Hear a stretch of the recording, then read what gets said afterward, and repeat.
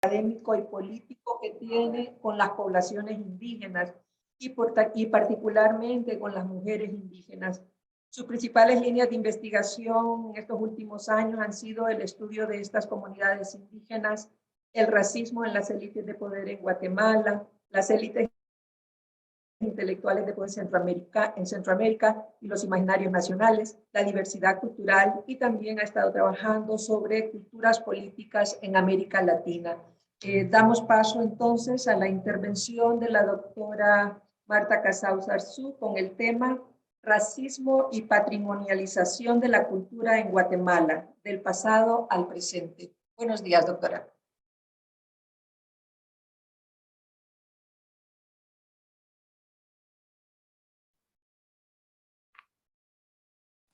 ¿Se me oye? Bueno, ahora sí. Ahora sí, ¿verdad? Es que no había puesto el micrófono. Bueno, buenos días, buenas tardes para los de Europa, buenos días para ustedes. Es un placer estar en esta reunión. Le agradezco a Olga Joya, a toda la Universidad de Honduras y a todos los compañeros. Y le agradezco mucho por estas palabras que no son merecidas, pero de todas maneras, algunas veces son muy gratificantes. Yo les voy a decir, mi ponencia se llamaba Racismo y Patrimonialización de la Cultura, pero he querido meter otro tema que solo lo voy a soslayar, pero que me parece importante, porque creo que es lo que está pasando en toda América Central. Y es que ha habido debates inacabados sobre el indio y la nación a lo largo de todos los siglos, desde la colonia, pero sobre todo a partir del siglo XVIII y XIX, y esos debates inacabados sobre el problema, entre comillas, del indio y la construcción de la nación, es lo que hace que tengamos este déficit permanente de legitimidad en nuestros estados. Y es lo que hace que en estos momentos se esté planteando por parte de los pueblos indígenas una refundación del Estado y una resignificación de la nación, porque fueron problemas que no se resolvieron en su tiempo. De manera que, como diría François Guerra, el problema de América Central o de América Latina en general es que el Estado precedió a la nación y no se construyó una nación con los símbolos y las identidades de todos los grupos que formaban esas naciones. Y se entendió que la nación étnica era propia de los indios o de los afrodescendientes y la nación política era propia de los criollos. Con lo cual se hizo una dicotomía falsa entre Estado-nación, que buena parte de esa dicotomía es lo que estamos viviendo en Nicaragua, en Honduras, en Guatemala, en El Salvador. Creo que los debates que se han dado a lo largo de la historia, inacabados, ¿no?, sobre el indio y la nación, ha sido lo que ha generado esta problemática. Recuérdense en el siglo XVIII cómo se hablaban de aquellos concursos por los cuales se planteaban que los indios calcen y vistan a la española en el siglo XVIII. En el siglo XIX ya se hablaba de unos concursos en la prensa para que los indios calcen y vistan a la ladina, ¿no? Y posteriormente se empiezan a hablar, digamos, sobre debates para que el indio se ciudadanice, se civilice, se modernice. Mi punto de partida, que ya es conocido por todos ustedes, es que nunca fuimos capaces de construir un proyecto de nación incluyente ni de Estado, digamos, plural, digamos, en donde todos los grupos étnicos y todos los grupos sociales y las mujeres nos sintamos representados. Porque creímos que el Estado era de los mestizos ladinos y la nación, en términos culturales o étnicos, pertenecía a los pueblos originarios, indígenas o afrodescendientes. Eso hizo que todos los debates que hemos tenido a lo largo del 18, 19 y 20 han sido debates parciales e inconclusos. Y en escasas ocasiones hemos llegado a un acuerdo. Y eso ha hecho que no incluyéramos a los pueblos indígenas en la construcción de la identidad nacional. Solo por citarle algunos debates, digamos, no, digamos, que se apagan y se encienden, como digo yo, que no voy a abordarlos hoy, solo voy a abordar uno de ellos, es el debate que se dio con la independencia y el periodo liberal, en donde se planteó la ciudadanización del indio o la desaparición del indio y convertirlo de súbdito a ciudadano. En ese momento que se ciudadaniza al indio, como se hablaba entonces, digamos, desaparecen sus derechos comunitarios, desaparecen sus tierras comunales, pero desaparecen también o intentan, digamos, encubrir con el concepto de ciudadanía jurídico-política todos los imaginarios, digamos, simbólicos que constituían los pueblos indígenas. Y se hace, evidentemente, como ustedes saben, un himno, digamos, unos símbolos patrios que para nada tenían que ver con los pueblos originarios o afrodescendientes. Ya vemos que posteriormente el Congreso Pedagógico, digamos, en 1840, de 1898 de Batres Jáuregui, también se plantea que el indio se civilice o se modernice. No digamos los debates de los años 30 sobre el problema del indio, su progreso y civilización. Siempre estamos viendo al otro como un problema, sin darnos cuenta, como decían en algunos de estos debates, que el problema son los pueblos indígenas, que el problema no es la nación, digamos, homogénea o el Estado homogéneo, sino el problema es la falta de inclusión de los proyectos nacionales. Posteriormente, como sabemos, tenemos todo el debate del pluralismo étnico, después los debates sobre, digamos, la ladinización, ¿no? Propio de los años 60, el seminario de integración, etcétera, etcétera, hasta que llegamos hoy en día a un debate realmente interesantísimo, que solo lo avanzo, por parte de los pueblos mayas o de las plataformas y pueblos originarios, que ya piden y exigen un debate de la refundación del Estado y de la resignificación de la nación y una asamblea constituyente para reformar y refundar el Estado guatemalteco y centroamericano en general. Bien, de todos estos debates que lamentablemente no puedo hablar, yo me he centrado en este caso en el de la patrimonialización de la cultura y el expolio del patrimonio de la cultura maya, de lo que ellos llaman la Casa Grande, ¿no? ¿Qué quiero decir yo con patrimonialización de la cultura y por qué este debate se ha convertido en esencial para todos nosotros, para todos los centroamericanos, pero también para los pueblos indígenas? Bien, entendemos el proceso, digamos, de patrimonialización en términos de Canclini, ¿no? En que es un proceso por lo cual los sectores oligárquicos o las élites de poder se apropian del Estado, de la tierra y de la cultura, considerando que la cultura y el Estado es propio de ellos y que hay que conservar y representar los bienes espirituales de la nación que les competen a ellos representar, ¿no? Ese patrimonio histórico-cultural deciden las clases dominantes qué es cultural, qué no lo es, quién debe estar dentro y quién debe estar fuera de este patrimonio.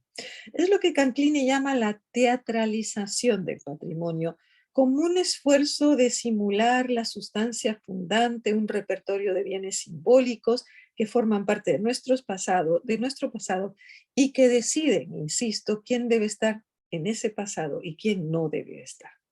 Para García Canclini, el patrimonio y la identidad, lo que es un reflejo de la esencia nacional, ¿no? Y es de esa perspectiva, vamos a ver cómo la construcción de los grandes museos en todo el mundo, en México, en Brasil, incluso en Costa Rica y en otros países centroamericanos, fue, digamos, un intento de esos museos nacionales, un punto de arranque de la construcción de la identidad nacional. Fue un intento de los nacionalismos, es decir, una exaltación de los nacionalismos, en los cuales, digamos, se incorporaron, al menos en el caso de México, pongámoslo como ejemplo, la cultura, digamos, de los pueblos originarios con la cultura mestiza, con la cultura criollo española, para hacer una fusión de lo que era el mestizaje, ¿no? O sea, el mestizaje, como diría Vasconcelos, como un elemento determinante de la identidad nacional, donde mexicano y mestizo era lo mismo. Y sin embargo, en el caso de Guatemala, vemos cómo hay un atraso terrorífico de la construcción de los museos. En toda América, incluso en toda América Central, en toda América Latina, los museos son propios, los museos nacionales son propios de finales del siglo XIX, principios del siglo XX. La normalidad histórica de Guatemala, podríamos decir, es que el Museo Nacional de Arqueología e Historia y de Arqueología y Antropología no se funda hasta 1931 y el Museo Nacional de Historia y Bellas Artes hasta 1934. Esto que parece realmente muy sorprendente, hay que planteárselo. ¿Por qué se da ese, digamos, esa tardanza y cómo se da este proceso de historización de los museos? Es interesante ver cómo la primera parte del siglo XIX, el Museo de Antropología e Historia fue fundado evidentemente por parte de las élites de poder. Fue la Sociedad Económica de Amigas del País la primera que construyó el primer museo y donde puso evidentemente pues el Popol Vuh, la historia de los quichés, y habían algunas piezas, digamos, arqueológicas y etnográficas en ese museo. Sin embargo, de la noche a la mañana el museo desapareció, las piezas evidentemente desaparecieron y no volvieron a aparecer otro intento de construcción del museo hasta 1920, entre 1922 y 1930. Y aparece porque dan las grandes en el contexto de los descubrimientos de Tikal, de Oaxaca, se da, digamos, los grandes antropólogos que llegan a Guatemala, Tumin, Gamio, bueno, Gamio de México, evidentemente, Benjamin Paul, Soltax, y en ese momento hay como un resurgimiento de lo maya, ¿no? O sea, de la importancia que tiene, digamos, la arqueología y la antropología. Posiblemente fuera la estela de Waxactún la que va, digamos, y el libro de Morley, el que va a despertar ese interés en los estudios mayas y por supuesto el Instituto Carnegie como punto de partida para, digamos, retomar el tema del museo de arqueología y etnología. Y pusieron sobre el tapete las problemáticas de quién debía estar dentro del museo, quién debía estar fuera. Y resulta muy interesante que un historiador como Antonio Villacorta, que escribió sobre el mestizaje y el alma nacional y fue uno de los fundadores del museo, dice que la civilización maya era muy importante, pero que los mayas de hoy en día eran una raza enferma y degenerada. Y realmente planteaba que los mayas de hoy, los indígenas de hoy, debían digamos, debían de desaparecer porque eran una vergüenza nacional. De forma que Villacorta sopesa ese pasado grandioso histórico, pero realmente cuestiona seriamente la decadencia en la que se encuentran, dice él, estos indios desarrapados del presente, ¿no? Y es curioso pensar que frente a este proceso de desidentificación o de encubrimiento de los indígenas digamos, en ese momento de carne y hueso frente a los mayas de antes, no tiene nada que ver con el proceso como México y Perú nacionalizó la nación, es decir, que se hizo por la vía de una peruanización o de una mexicanización generando una ideología del mestizaje o una hibridación cultural entre lo mestizo, digamos, lo afrodescendiente y lo criollo. Sin embargo, en Guatemala se siguió negando digamos, digamos, la trayectoria histórico-cultural y la cosmovisión de los pueblos indígenas, pensando en lo que decía también otra autora en el caso de Perú, que decía incas sí, indios no. En Guatemala podíamos decir que se decía mayas a medias, ni siquiera se decía mayas sí, sino, bueno, mayas a medias, indios no. Y Antonio Villacorta, precisamente uno de los fundadores del museo, es uno de los que planteaban que no debían de estar presentes. Pero probablemente los autores más positivistas y más racialistas, que son los que conllevan a ese estado racista, ese estado excluyente, o esa nación eugenésica a la que yo me refiero, porque nosotros no tuvimos nunca una nación homogénea, ni como dicen otros autores, una nación ladina, sino que tuvimos una nación eugenésica, donde tratamos por todos los medios de blanquear la nación. En Costa Rica lo tenían fácil porque eran pocos indígenas y algunos afrodescendientes que los mandaron a la Costa Limón y entonces blanquearon la nación a través de los censos. En El Salvador, realmente el primer genocidio, exterminio de los campesinos, dice que campesinos eran también indígenas, de manera que el primer exterminio que se dio de los pueblos indígenas en el 32 fue en El Salvador. De forma que vemos que, digamos, realmente hubo un proceso de intento de blanqueamiento de la nación en países donde había una mayoría o una minoría mayorizada de pueblos indígenas, ¿no? De forma que tanto las tesis del exterminio como de la eugenesia empezaron a producirse ya desde el siglo XIX y se dieron de forma muy, muy fuerte en debates que se produjeron entre el año 30 y el año 37 en toda América Central. Deben de ser los indígenas sujetos de la nación, deben de pertenecer a la nación civilizada, deben ser las mujeres sujetos de, digamos, de pleno derecho de ciudadanas. Y tenemos, digamos, evidentemente todos lo sabemos, el planteamiento de Miguel Ángel Asturias, pero tal vez el de Samayoa Chinchilla, que curiosamente era secretario privado de la presidencia de Ubico, tiempo en el que se dio el Museo de Arqueología y Antropología, dice: el indio es un valioso elemento decorativo, ¿m? Forma parte de nuestro paisaje, ¿m? En lo que respecta a su condición merece nuestro respeto. Sin embargo, el indio está cargado de circunstancias y será siempre indio.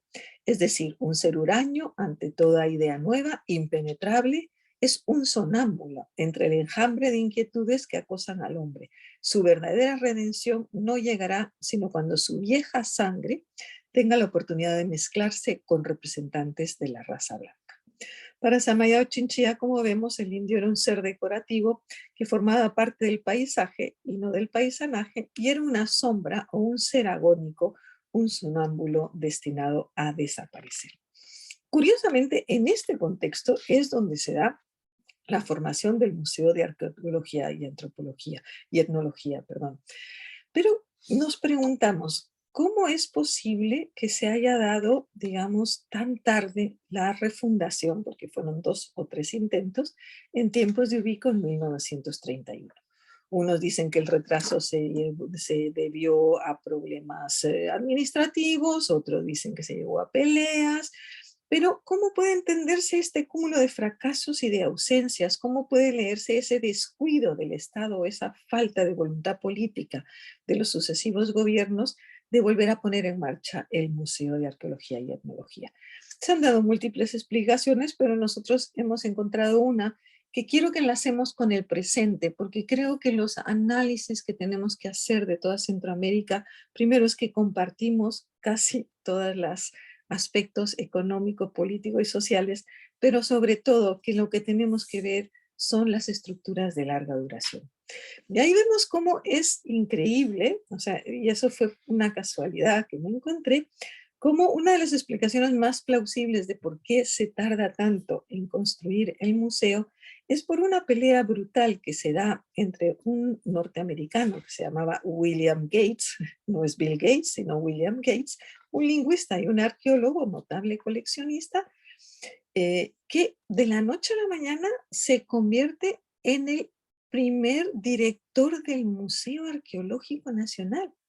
O sea, y curiosamente fue el ministro de Educación durante el gobierno de Orellana y después de Ubico el que le da la dirección del Museo Nacional.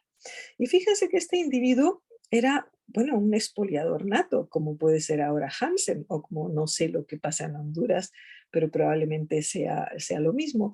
Este hombre lo que hacía son subastas y vendía todas las piezas mayas de Chiapas, de Guatemala y de Honduras también, a cambio de dinero. Y entonces abría las subastas y decía, bueno, este año de lo que he logrado es la colección de manuscritos mayas, se la vendí a Princeton. La colección de arqueología maya se la vendí a Yale. Y la otra, y este año solo he sacado $100,000. Imagínense $100,000 de 1921, ¿no?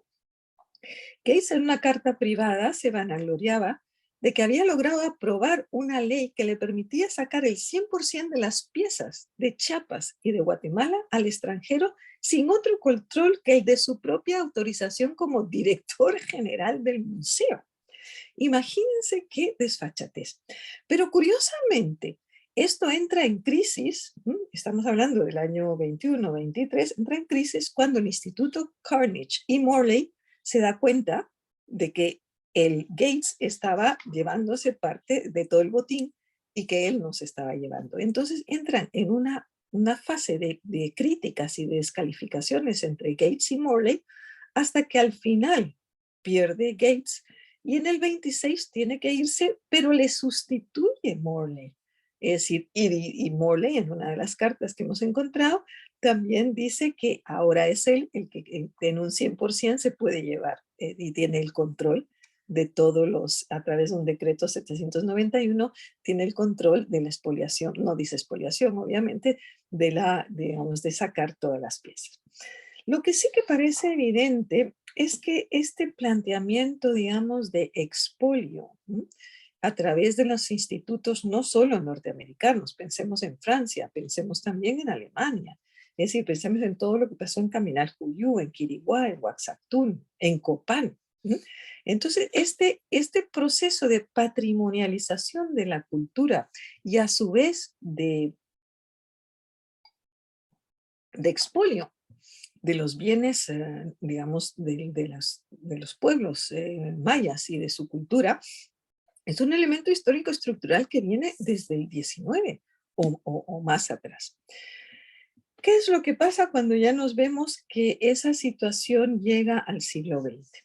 Pues nos encontramos con dos cosas muy curiosas. Primero, un abandono total del Estado por parte, digamos, de sus obligaciones de dotar de medios a los museos nacionales, que evidentemente entran en una crisis brutal por no tener medios, ¿no? Pero por otra parte, de acuerdo con esa percepción o ese imaginario de las élites de poder y de la oligarquía local, lo que se producen son cantidad de museos privados. Cantidad de museos privados que surgen de las redes familiares guatemaltecas que empiezan a hacer sus colecciones privadas y después se convierten en museos, ¿no? Uno de los primeros museos, digamos, privados fue el de Jorge Yela Castillo Valenzuela, con 3.000 piezas, digamos, de su colección, y estuvo ubicado, ahora pertenece obviamente a la Universidad Marroquín, que todos saben, y también el Museo Ixchel, el de tejido, digamos, de huipiles del Museo Ixchel.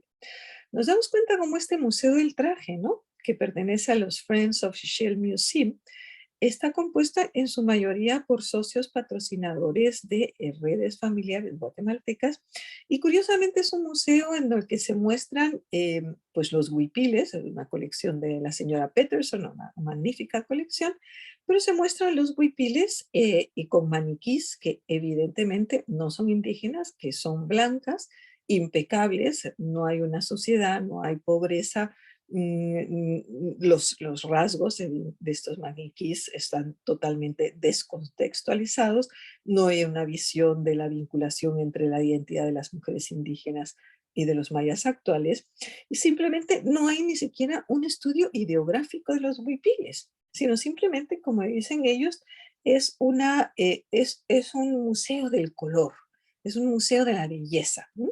O sea, como diría Canclin, en ese sentido, hay una teatralización de museos con una finalidad absolutamente folclórica y estetizante. Y es la de atraer a los turistas, ¿no?, para que vean las grandes maravillas sin realidad contextualizar esos museos en donde le corresponde, ¿no? Vemos que en ese sentido, como diría Canclini o Bustamante, los museos cuando deciden incorporar a los pueblos indígenas a sus museos, porque son privados, realmente nos ponen como indios o indias petrificadas, o como indias vestidas, coloridas y pintadas, o como un retrato fijo, inmóvil y falso de la realidad, ¿no? Entonces, desde esa perspectiva, vemos que la incorporación es una incorporación totalmente tergiversada de la realidad, con un escaso reconocimiento de la cultura y de la cosmovisión y de los símbolos de los pueblos indígenas, ¿no? De forma que pasamos del indio excluido al indio petrificado, ¿no?, que cobra una relevancia particular de reconocer a ese maya del pasado o reconocer a un, entre comillas, indio del presente totalmente tergiversado de su contexto y de la realidad. No vamos a entrar en el debate que se dio en esta época entre el 31 y el 37, entre autores que querían hacer una cátedra maya, poner las piezas, digamos, la estela de Waxactún, un debate intelectual riquísimo que se dio entre historiadores y antropólogos, entre ellos Antonio Gubó Carrera, de la fundación que lleva el nombre de mi tío abuelo, o la de Pérez Valenzuela, en la cual evidentemente el planteamiento es que los indígenas no deberían estar en los museos porque carecen de cultura y civilización, porque no conocían ni la rueda, decía Valenzuela, porque no tienen religión, sino que son idólatras y salvajes, y que carecen de una nacionalidad, porque son pueblos bárbaros, por lo cual no pueden estar en un museo. Esta mentalidad arcaica y decimonónica, evidentemente, parece que es el elemento subyacente del enfoque de estos museos privados. Y por otra parte, los museos nacionales de etnografía están vaciados de contenido en la medida en que realmente carecen de dinero y de fondos para seguir ampliando, y tiene los mismos tamaños, el mismo tamaño el Museo de Arqueología que el TE tenía en 1931. Pero sí quiero llamar la atención probablemente del caso más flagrante que se ha dado en los últimos tiempos en Guatemala acerca de la cuenca del Mirador, ¿no? Porque me parece que es el colmo realmente de la patrimonialización y de la privatización de la cultura maya y sobre todo del prehispánico maya. La iniciativa de la Cuenca del Mirador, por quien no lo conoce, surge de un grupo de arqueólogos, especialmente de un arqueólogo, realmente un mal arqueólogo, que se llama Richard Hansen, de la Universidad de Idaho, que en 1980 encuentra a pocos kilómetros de México el mayor descubrimiento arqueológico con una superficie de 2.128 kilómetros y con más de 200 sitios arqueológicos, mayor que Tikal, y que es un conjunto del preclásico tardío maya, con una riqueza y unas pirámides absolutamente fascinantes. Bien, este individuo que hace ese descubrimiento, eh, resulta que incorpora esa cantidad, lo que él llama la cuenca del Mirador, porque es enormemente grande, casi 3.000 kilómetros, lo incorpora en lugar de plantearlo con el Estado para que sea un parque nacional como es Tikal, Waxactún, Piedras Negras, en fin, cualquiera que ustedes quieran llamar, pues crea una fundación privada que se llama PACUNAM, con la ayuda obviamente de las redes familiares, igual que la Sociedad Económica de Amigos del País en el siglo XVIII, esta vez con familias como los Novella, Pais Berger, y la plantean como una sociedad privada. Además de PACUNAM, se une FARES, que es otra organización, porque en ese momento sí tenían una relación de complicidad y connivencia entre Pais Andrade y Richard Hansen, y en esta nueva, digamos, en esta nueva asociación que se llama Foundation for Anthropology Research and Environment Studies, el presidente es Richard Hansen, pero los miembros de esa asociación que forman parte del patrimonio cultural maya son Mel Gibson, el príncipe Alberto de Mónaco, eh, ay, se me olvida el tercero, pero uno de estos artistas enloquecidos, ¿no? O sea que nos damos cuenta que ese patrimonio está en manos privadas porque el Estado no lo ha reconocido, porque evidentemente las presiones han sido enormes de estos grupos. De forma que nos encontramos cuando hacemos una investigación un poquito más, digamos, más profunda, que no solo están estas redes familiares que están suministrando y apoyando con 3 millones de dólares a este espacio de privatización, está Pais, Berger, Novella, Castillo, etcétera, etcétera, sino que hay grandes empresas como Cementos Novella, Cervecería Centroamericana, Walmart, Banco Industrial. Pero lo que ya realmente nos sorprendió es cuando Richard Hansen nos dice que lo que quiere hacer es un parque temático Disney. Yo cuando lo oí por primera vez pensé, estoy loca. O sea, realmente Martita estás ya desbarrando, no es posible. Pero cuando fui al mirador vi que una de las personas que era digamos, propietaria, propietaria o copropietaria a la cual se le agradecía, es a la hija de Disney. De manera que sí que es cierto que Hansen piensa hacer un parque temático Disney. O sea, en la cuenca del Mirador, en el preclásico maya. De forma que realmente nos encontramos con una situación, Mel Gibson y, bueno, ahora mismo no recuerdo, nos encontramos con una situación completamente anómala de que un Estado soberano cede todo, 3.000 kilómetros y 200 sitios arqueológicos a un, digamos, antropólogo, arqueólogo de poca fama y de mucha, digamos, de mucha labia, porque realmente lograba convencer a un montón de gente, eh, y que son dueños, tan que son dueños que no dejan entrar a ninguna exploración arqueológica a semejante maravilla que no sea él mismo o a la gente que él deja entrar. No hay exploraciones de otros arqueólogos y de otros antropólogos en esa zona. De forma que nos podríamos preguntar, ¿qué papel juega el Estado ausente en estas negociaciones o con connivencia, evidentemente? ¿Y cómo es posible que esas contraprestaciones y esas donaciones de empresas nacionales y extranjeras no están controladas? ¿Y dónde están todas las piezas arqueológicas que se han sacado de ahí? Es decir, vemos que el expolio cultural y el expolio, digamos, de la cultura y del pasado maya sigue como en el siglo XIX, es decir, sigue en manos privadas y encima digamos, arqueólogos, no, ningún ético, ¿no? Es decir, que se están apropiando de toda digamos, esa situación con el silencio cómplice o con el desinterés por parte de esos hechos del escaso control estatal en la preservación de ese patrimonio nacional. Nosotros venimos luchando mucho en este sentido con un montón de grupos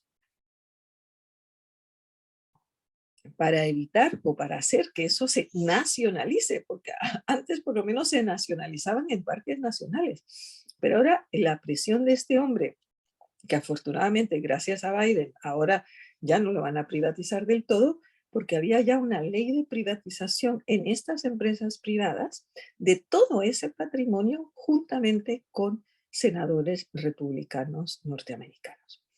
Afortunadamente, digamos, el vuelco ha hecho que ya no tenga ese apoyo, pero sigue teniendo el apoyo y la connivencia de los Smithsonian Museums y de National Geographic, ¿no? Con lo cual nos encontramos con una situación, digamos, de despojo, de patrimonialización y de privatización de, digamos, del patrimonio nacional y del patrimonio y del pasado maya. Sin embargo, hay una diferencia muy grande en todo este proceso histórico-cultural de pérdida del patrimonio, de privatización, de expolio. Y es que por primera vez los pueblos indígenas y los intelectuales indígenas han elevado su voz y han dicho, hasta aquí, basta ya. No puedo relatarles toda la, digamos, toda la carta porque es muy larga y no me quiero coger el tiempo, pero sí es la primera vez que públicamente se ha hecho una declaración, digamos, de las élites intelectuales mayas y de los pueblos mayas y de sus organizaciones, Huaquiquiej, Codeca, la CPO probablemente.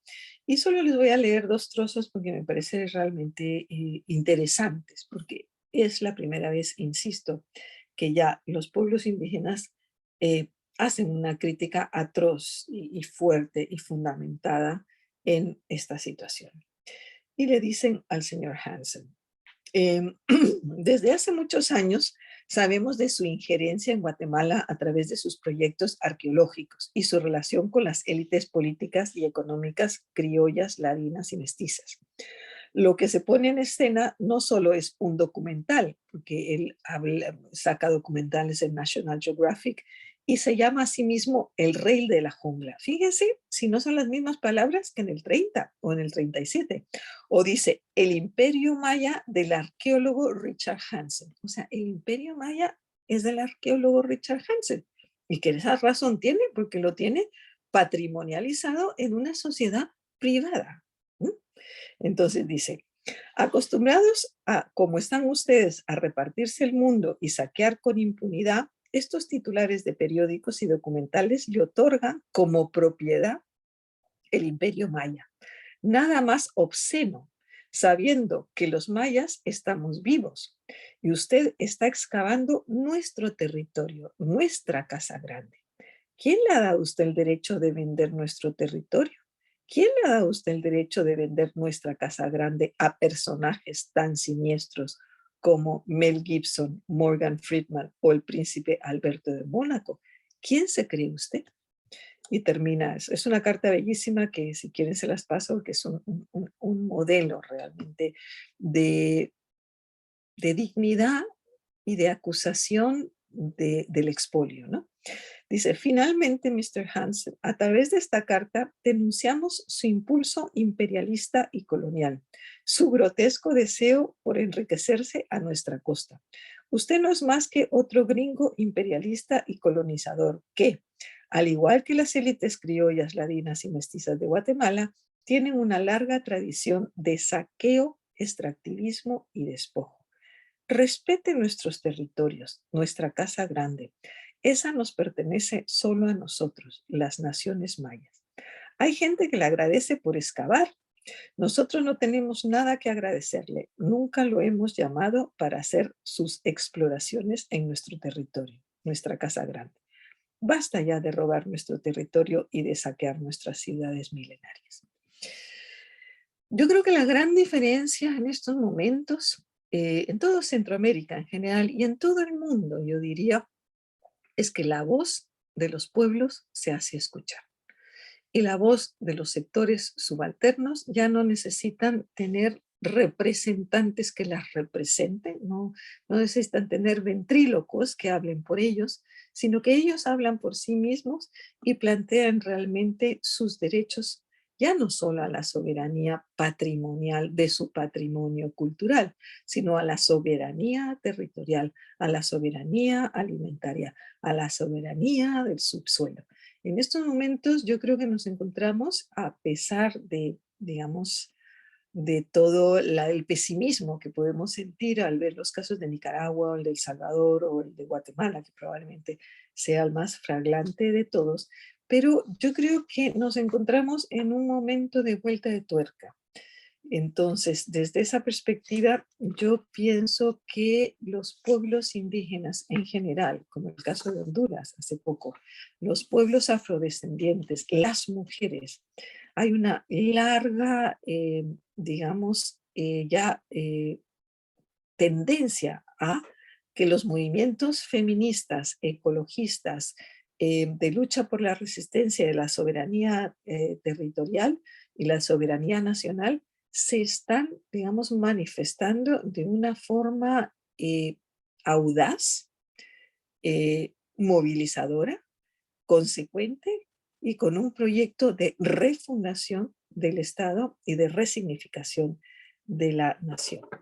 En ese sentido, considero que las cosas están cambiando y que si es verdad que los símbolos patrios en el futuro estaban ausentes o realmente no había una representación, digamos, de los pueblos mayas o de los pueblos afrodescendientes y que había un encubrimiento, una invisibilización, cuando no una negación de ellos, estamos asistiendo a un cambio importante que probablemente los que tengamos nuestra edad no lo vamos a ver, pero yo sí les puedo decir que en estos momentos estamos jugando un partido de tenis en el cual el match point puede caer en cualquiera de los lugares, pero lo que está claro es que los sectores subalternos, la lucha por la resistencia de los pueblos, la lucha de las mujeres, la lucha de los jóvenes y de los medioambientalistas, tarde o temprano se van a hacer con la hegemonía político-cultural.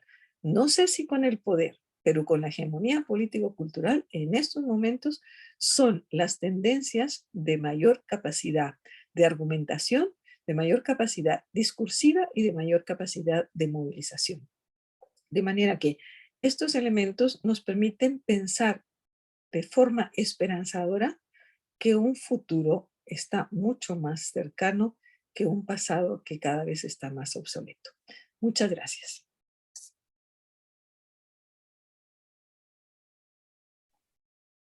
Muchísimas gracias a la doctora Marta Casals. Tenemos un comentario de parte de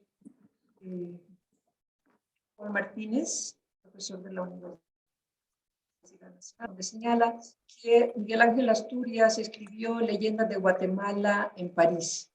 Igual ha sucedido con muchos autores. En gran parte, la historia ha sido escrita desde afuera sobre nuestro pasado indígena. ¿Influye esto en nuestra actual visión de ese pasado? Bueno, yo creo que sí. O sea, el hecho de que todos nuestros grupos, o todas nuestras élites intelectuales, o buena parte de ellas, tanto de intelectuales mestizo-ladinos, como de intelectuales criollos, como de intelectuales mayas, se han formado en el extranjero, qué duda cabe. Y si bien es verdad que París antes y Francia era como el centro de, digamos, de irradiación de la cultura, donde, por ejemplo, toda la generación del 20 se formó, se fundó en París, por eso se llama la generación del 20, porque ahí estuvo Epaminondas Quintana, Miguel Ángel Asturias, Gómez Carrillo, es decir, prácticamente todos tuvieron una formación francesa. Incluso la segunda y tercera década hasta los años 60 siguieron formándose en Francia. Posteriormente se dio digamos, un cambio, un giro hacia los Estados Unidos, ¿no? Es donde se forman, digamos, los intelectuales. Si bien es verdad que eso tiene una gran trascendencia a la hora de percibir tu país por varias razones. Primero, porque se produce un distanciamiento. Segundo, porque ya no crees que Centroamérica, Honduras o Tegucigalpa, Guatemala es el ombligo del mundo. Te das cuenta que el mundo es ancho y ajeno, como diría Ciro y Alegría, y que realmente no puedes ver tu país o tu ciudad, lo urbano, como el centro del universo. Pues, o sea, entonces, desde esa perspectiva yo creo que es bueno formarse en el extranjero. Y porque no hay intelectual, digamos, contestatario o alternativo que no se forme fuera, porque estando dentro es muy difícil. Primero formarte y después, en nuestros países me refiero, y después ver la realidad con distanciamiento. Ahora bien, yo creo que lo que influye en un intelectual no solo es su capacidad, digamos, de análisis o discursiva, sino que su discurso cambie con el tiempo. Miguel Ángel Asturias, evidentemente, tuvo una formación positivista como toda la generación del 20 o buena parte, porque los que no fueron positivistas fueron teósofos y esos tenían otras alternativas y otra formación. Pero los que fueron positivistas eran profundamente racialistas, era lo que habían bebido, era lo que entendían, el concepto de regeneración y degeneración. Entonces, que ellos fueran profundamente racistas hacia los indígenas o tuvieran esa visión racialista, evidentemente no les culpa, eran hijos de su tiempo. Lo que sí les culpa es que Miguel Ángel Asturias hablara de esa manera sobre el indio como un ser atrasado, degenerado, que había que hacer como se hacía con el ganado, traer mejora de ganado para mejorar la raza. Que eso lo dijera en su tesis doctoral en 1920, 25 o 30, está bien, pero que lo siguiera repitiendo en 1974 y que que no la escondiera, que la quemara la tesis, es lo que no tiene sentido. O sea que yo si hubiera hecho eso, vamos, la hubiera quemado, hubiera dicho que era otro Miguel Ángel Asturias, pero no habría dicho que era yo, no me hubiera autoafirmado en eso. De manera que yo pienso que no soy partidaria de que tienes que denostar o criticar a un autor por sus ideas. Puedes seguir creyendo y confirmando que fue un enorme aporte a la literatura universal y que fue un gran literato, pero también tienes que decir que fue un gran racista, o sea, porque es así, no pasa nada. Bien, tenemos otra pregunta, Marta, de parte de Mario Mejía, director de Cultura de la Dirección de Cultura de Universidad.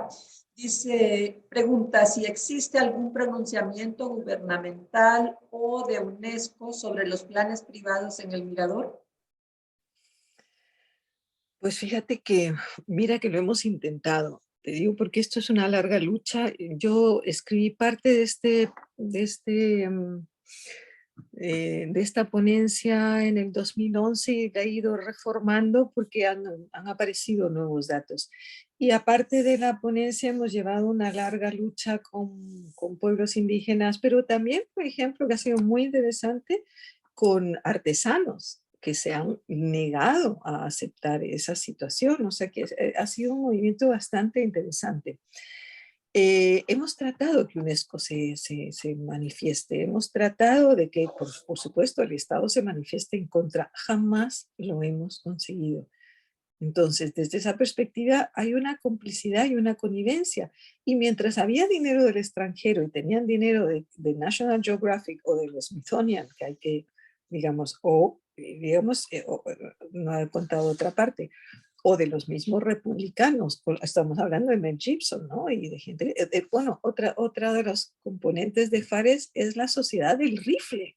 O sea, imagínense ustedes, o sea, entonces, mientras le sigan surtiendo de dinero y ellos sigan controlando que no dejan entrar en 2.128 kilómetros cuadrados a ninguna expedición digamos, de antropológica o arqueológica, va a ser muy difícil porque el Estado no es solo cómplice, sino está en connivencia con esos intereses porque también están las grandes élites familiares y las grandes empresas involucradas en ello. Pero sí, lo que es verdaderamente dramático es que UNESCO no haya dado señales de vida ni lo haya criticado. Preocupante. Preocupante porque suceden cosas muy parecidas en toda nuestra región centroamericana, donde el patrimonio cultural es sumamente rico, amplio y cada vez más ajeno a las comunidades locales. Claro. Bien, no sé si Jorge, Amaya y Marta quieren hacer un último comentario antes de despedirnos. Nos quedan todavía 5 minutos de nuestro tiempo. No sé, Marta, primero si quieres, a modo de, perdón, Jorge, Amaya, primero a modo de cerrar ya este. Gracias, doctora. Un saludo a la doctora Marta Casaus. Hace muchísimos años no la veo. Ella justamente estuvo en la terna examinadora de mi tesis doctoral ese día, que fue muy alegre para mí, pero también de bastante nerviosismo, ¿verdad? Un abrazo cordial hasta Madrid. Bueno, buenas noches. Gracias. Ya en Madrid, de Madrid al cielo, dicen, ¿verdad? Allá. Bueno, tal vez solo recordar un poco para poner en vigencia y relacionar su conferencia con mi exposición. Sí, este momento del bicentenario, ¿verdad? Es una ironía que en vez de estar proyectando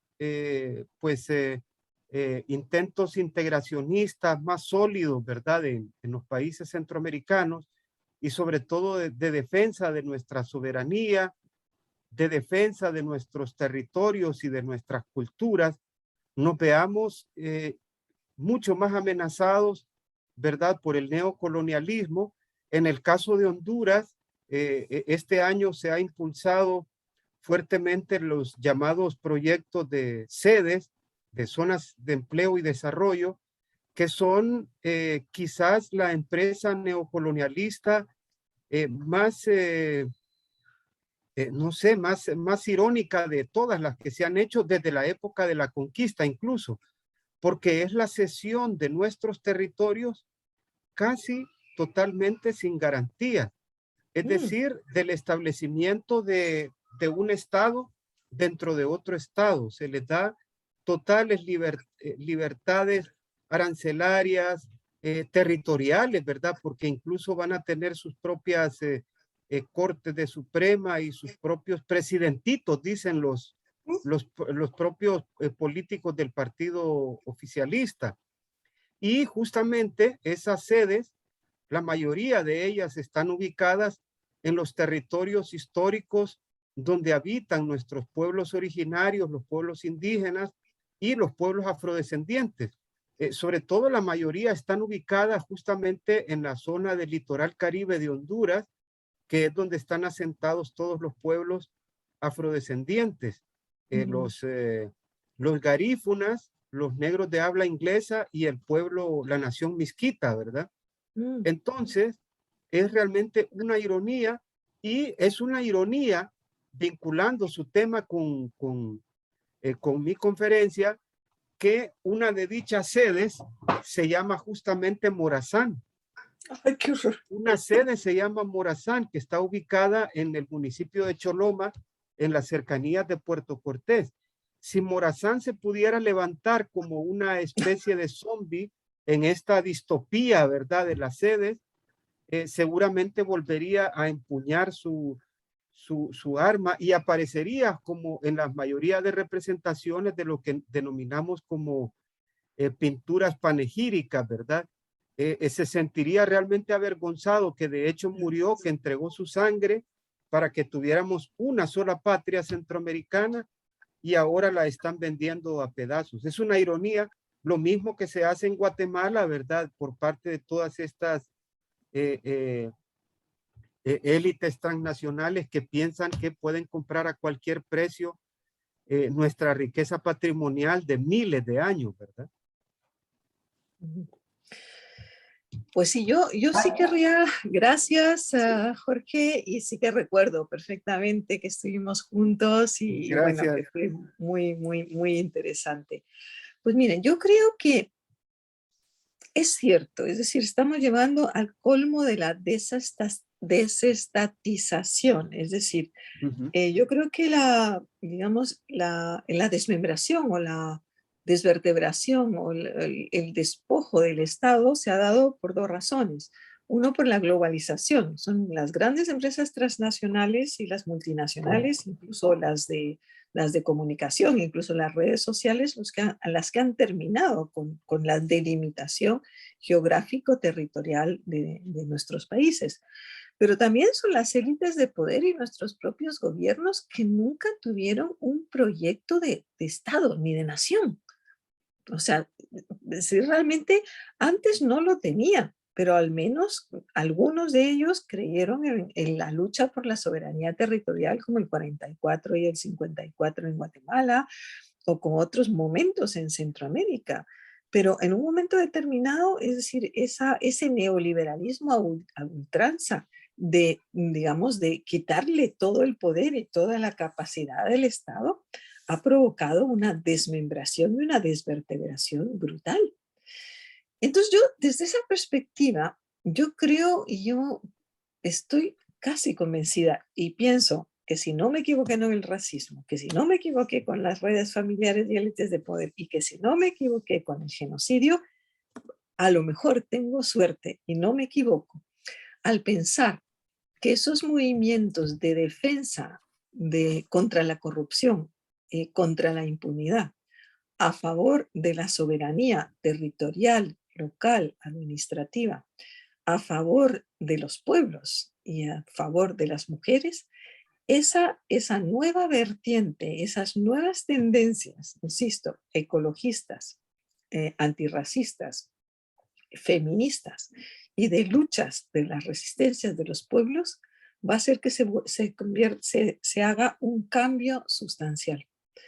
Porque de lo contrario, es decir, nuestros estados y sobre todo nuestros gobiernos, y lo estamos viendo, y ahí sí que me vuelvo Foucaultiana, da igual que sean de izquierda o de derecha, estamos viendo el caso de Ortega como ya un caso realmente flagrante, o sea, absolutamente surrealista, o sea, o el de Bukele, o el de Yamatei, cada uno con sus, digamos, peculiaridades. O bueno, el de Honduras que ya está sindicado como narcotraficante, ¿no? Entonces, yo pienso que la dignidad, la justicia y la lucha por los derechos humanos y los derechos más elementales va a venir de los sectores subalternos. Y que tarde o temprano eso se va a imponer. O sea, pero por una necesidad de supervivencia. O sea, ya no es un problema político, ideológico, es una necesidad de supervivencia, porque de lo contrario vamos a hacer un suicidio del Estado, ¿no? Y lo que es dramático es que nuestras élites de poder, bueno, nuestras, no son mías, pero las élites de poder, o estas redes familiares, o estos empresarios, no lo ven. Es decir, y nuestros gobiernos, o esos gobiernos, siguen creyendo que pueden transitar por la misma senda, y ya no es posible. Yo lo que sí insisto en todas las conferencias es que estamos en un camino sin marcha atrás. Y que esto es un proceso irreversible. Lamentablemente los viejitos como yo, o las viejitas como yo, no lo veremos. Pero que esto es un proceso irreversible, no tengo la menor duda. Y eso es lo que nos debe de animar a seguir luchando, a seguir denunciando, a seguir escribiendo, a seguir, digamos, fomentando en los jóvenes que esto es un momento histórico y que tienen que aprovecharlo. Eso sería en mi final, y como diría mi abuelo, que era miembro obviamente de la oligarquía, cuando decía alguna cosa muy ocurrente así, porque era miembro de la Real Academia de la Lengua, decía, he dicho.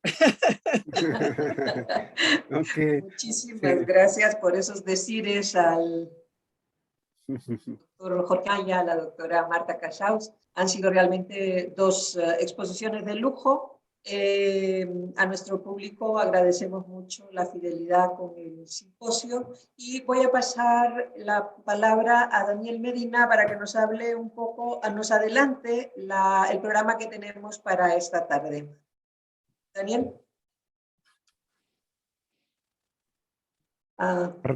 Buenas tardes a todos y a todas. Recordarles para el día de hoy que tendremos nuevamente nuestro ciclo de cine, que es nuestro segundo día, y esta vez vas a sobresalir sobre la diversidad cultural y los derechos de los pueblos. Vamos a tener un cortometraje y un largometraje. El largometraje es de Clarisa Hernández, de Marta Clarisa Hernández de Nicaragua, y el cortometraje de Daniel Pac de Guatemala. Entonces les invitamos para verlo en nuestra página web cac.una.edu.hn, Agenda Cultural, a partir de las 3 de la tarde, hora centroamericana, estará habilitado para todas las personas que lo quieran ver. De igual manera, para las 4 de la tarde, hora centroamericana, tendremos la mesa de música que estaremos compartiendo con diferentes académicos de la región centroamericana y también de México, que nos hablarán más que todo de esta creación de los himnos nacionales en los contextos del Bicentenario, como estos productos también de generación de identidad. Entonces son temas muy, muy interesantes. Igualmente ya compartimos en el chat de este Zoom el enlace para ver también las películas de la tarde. Entonces, sin más, los esperamos también para que puedan compartir estas actividades y a la vez también acompañarnos para el día de mañana, que estaríamos finalizando el simposio con la mesa de arte y la mesa de cine. Entonces, sin más, agradecer tanto a la doctora Marta Casals y al doctor Jorge Amaya por estas excelentes conferencias y a la doctora Joya en la moderación del mismo. Sin más, hasta la tarde. Muchas gracias. Feliz tarde a todos. Un abrazo cordial. Muchas gracias. Muchas gracias a todos. Luego. Un recuerdo muy grande, Olga y Jorge, y bueno, nos seguimos viendo, pues. Buen provecho. Hasta Chao. luego.